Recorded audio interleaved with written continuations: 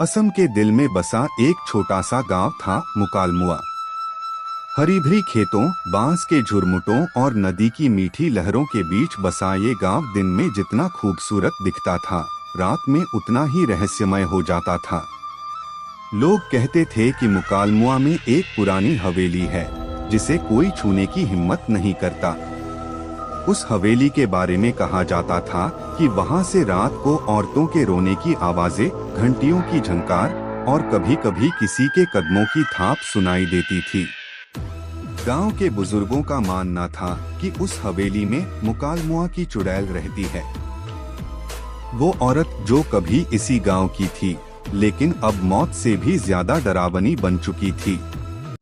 एक शहर से आया अजनबी। एक दिन गुवाहाटी से एक फोटोग्राफर आया, नाम था राहुल। वो असम के पुराने गांवों पर एक डॉक्यूमेंट्री बना रहा था। जब उसने मुकालमुआ का नाम सुना तो गांव के लोगों ने कहा, भाई वहां मत जाना, मुकालमुआ में रात को कोई नहीं रुकता।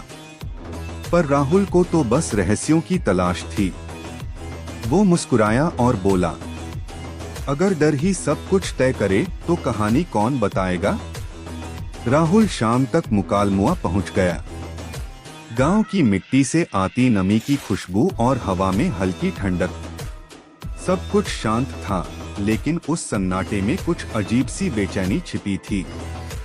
दो हवेली की दहलीज। राहुल अपने कैमरे के साथ सीधे उसी पुरानी हवेली की ओर चला गया। हवेली के दरवाजे पर जंग लगी थी और दीवारों पर नीम के पेड़ की शाखें झूल रही थीं। अंदर जाते ही धूल के बादल उठे और हवा में सड़ी लकड़ी की बदबू फैल गई। उसने कैमरा चालू किया और रिकॉर्डिंग शुरू की। ये है मुकालमुआ की हवेली, वो बोला, जहां लोग कहते हैं आत्माएं अब भी जिंदा हैं। अचानक ऊपर से कोई ठक की आवाज आई। राहुल ने कैमरा ऊपर किया पर कुछ नहीं दिखा। फिर दरवाजा अपने आप चर्र की आवाज से खुल गया। हवेली के अंदर एक बड़ा कमरा था, बीच में टूटी चारपाई और दीवारों पर पुराने फोटो। एक फोटो में एक औरत थी, लंबी चोटी, सफेद साड़ी और आंखों में गहरी उदासी। नीचे नाम लिखा था, माधवी, मुकालमुआ की बेटी। राहुल ने जैसे ही फोटो को छुआ, हवा अचानक ठंडी हो गई। दीपक की लौ कांपने लगी और तभी किसी ने उसके कान में फुसफुसाया, तुम यहाँ क्यों आए हो? मुकालमुआ तुम्हें नहीं छोड़ेगा। राहुल का दिल जोर जोर से धड़कने लगा। वो पलटकर बोला, कौन है वहां? पर जवाब सिर्फ सन्नाटा था। अचानक उसे दीवार पर लाल अक्षरों में कुछ लिखा दिखा, माधवी लौटी है, मुकालमुआ का बदला बाकी है। 4 गांव की सच्चाई। राहुल भागकर गांव के बुजुर्ग नबीन काका के घर पहुंचा। उन्होंने दरवाजा खोला तो राहुल का चेहरा सफेद पड़ चुका था। कांपती आवाज में उसने पूछा, काका ये माधवी कौन थी? नबीन काका ने गहरी सांस ली। माधवी मुकालमुआ की सबसे खूबसूरत लड़की थी। वो ठाकुर के बेटे से प्यार करती थी, लेकिन ठाकुर ने उसे बदनाम करवा दिया और लोगों ने उसे चुड़ैल कहकर गांव से बाहर निकाल दिया। वो उसी हवेली में जाकर जिंदा जल गई। उस दिन से मुकालमुआ की हर नई चांदनी रात खून से लाल हो जाती है। राहुल ने घड़ी देखी, रात के 12:03 बज चुके थे।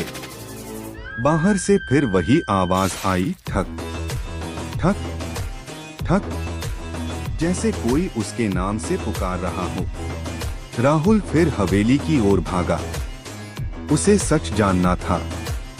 वो कैमरे के साथ अंदर घुसा और बोला, माधवी अगर तुम यहाँ हो तो सामने आओ। अचानक दरवाजे बंद हो गए। कमरे की दीवारों से खून जैसी लाल धुंध निकलने लगी और फिर वो दिखी, एक औरत, आधा चेहरा जल चुका, आंखें अंगारों जैसी, बाल जमीन तक। उसने कहा, मुकालमुआ में जो झूठ बोला वो मुकालमुआ में ही मरेगा। राहुल का कैमरा जमीन पर गिर गया। वो पीछे हटते हुए बोला, मैं सिर्फ कहानी बताना चाहता था। माधवी मुस्कुराई, एक ठंडी निर्जीव मुस्कान। अब तुम ही कहानी बनोगे। मुकालमुआ की आखिरी कहानी। सुबह जब गांव वाले वहां पहुंचे तो हवेली के दरवाजे खुले थे। अंदर सिर्फ एक टूटा कैमरा पड़ा था।